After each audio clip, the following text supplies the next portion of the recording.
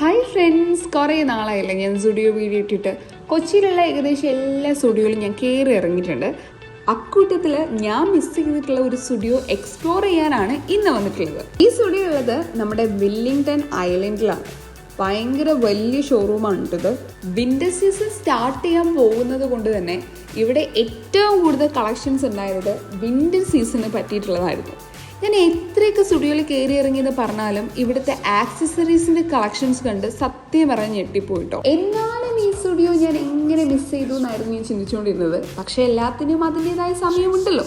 പക്ഷേ ഇവിടുത്തെ കളക്ഷൻ ഒരു രക്ഷ ഉണ്ടായിരുന്നില്ല.